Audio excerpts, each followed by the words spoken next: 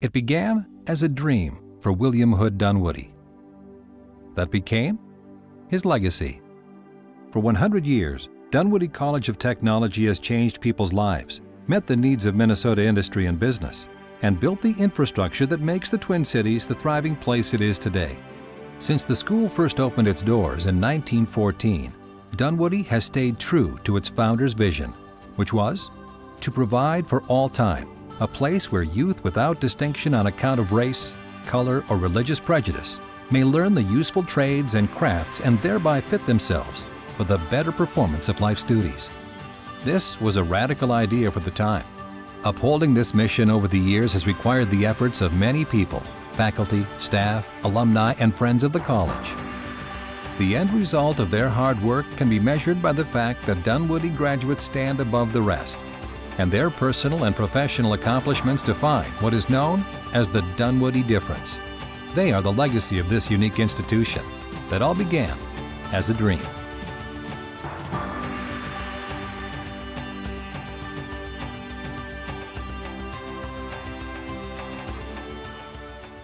William Hood Dunwoody and his wife Kate made an impact on the local Minneapolis community not long after their arrival from Philadelphia in 1869.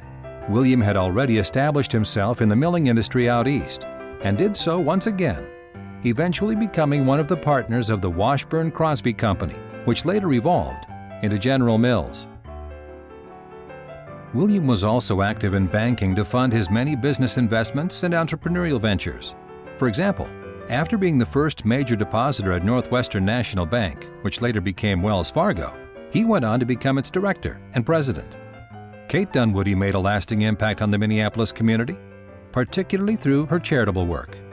Both William and Kate's philanthropic efforts helped in the creation of Abbott Hospital, which later merged and became Abbott Northwestern Hospital, and the contribution of a substantial gift that helped establish the Minneapolis Institute of Arts. The Dunwoody's most generous gift, however, occurred in 1914. This was for the creation of the William Hood Dunwoody Industrial Institute. Together, their estate left more than $3 million to the Institute, which equals about $150 million in today's dollars. William and Kate had set the foundation for Dunwoody, and now it was up to others to fulfill that legacy. In 1915, Dr. Charles Prosser became the first official director of the William Hood Dunwoody Industrial Institute. Under his leadership, Dunwoody became a national leader in vocational technical education. In 1917, Dunwoody moved from its original location at Central High School to the location where it still stands today. In keeping with the school's mission to provide hands-on training in all aspects of the workplace environment, a time clock was installed to encourage students to learn the importance of punctuality. When the U.S. entered World War I, Dunwoody responded by training men and women to fulfill the needs created by the war effort. In total, more than 8,683 men were trained at Dunwoody for military and technical positions. Women were trained as ambulance drivers. The 1920s brought a period of economic growth and prosperity for America and for Dunwoody Industrial Institute. The core programs and departments were established, including the American Baking Institute. Under Dr. Prosser's leadership, Dunwoody was creating a new class of worker that would stand above the rest. How? By providing a different kind of education, an applied education.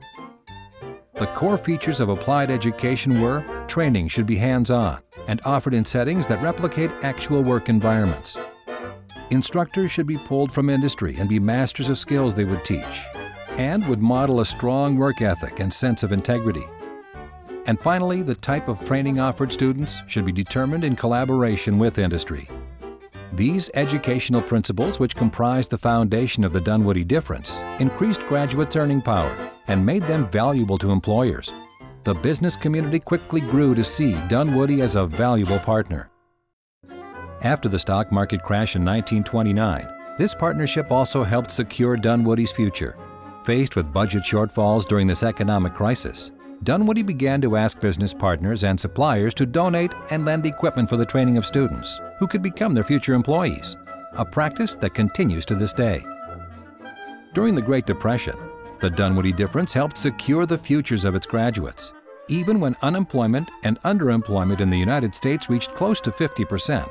the demand for Dunwoody graduates by employers often exceeded the supply. In 1941, the U.S. officially entered World War II, and once again, in response to our nation's needs, Dunwoody added new courses to train men and women to fulfill the positions created by the war effort, this time training women for bench work and machine tool operation in the defense industry.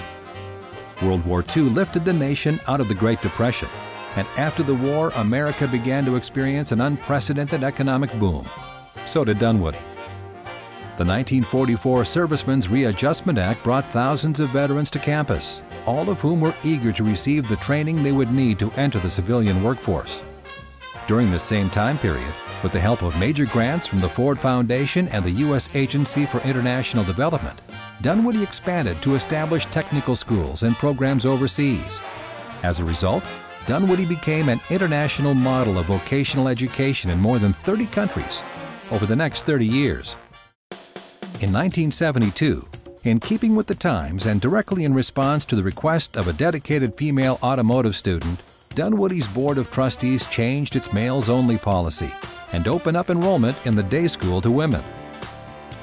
The 1970s and 80s also brought about the computer revolution, and with it, major changes to the industries Dunwoody served. In 1980, computer labs were opened throughout the school, and personal computers began to be a critical tool for most courses of study, especially with the advent of computer-aided design. Continuing to adapt to changes in higher education, Dunwoody received regional accreditation from the Higher Learning Commission in 1998. In 2002, to acknowledge this change, Dunwoody Institute changed its name to Dunwoody College of Technology.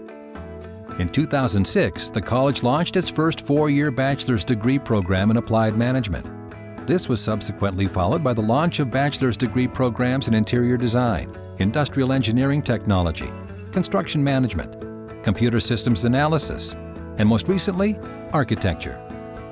Today, Dunwoody College of Technology continues to respond to the needs of business and industry and the needs of its students by offering more than 40 certificates, associate degrees, and bachelor's degrees in 7 academic departments. For 100 years, Dunwoody has stayed true to the vision of its founder by providing a rigorous, quality, hands-on education in a variety of programs that respond to industry demand for skilled workers.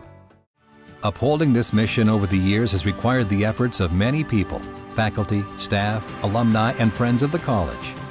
The end result of their hard work can be measured by the success and positive impact Dunwoody has had on its alumni, their families, and the communities they work and live in.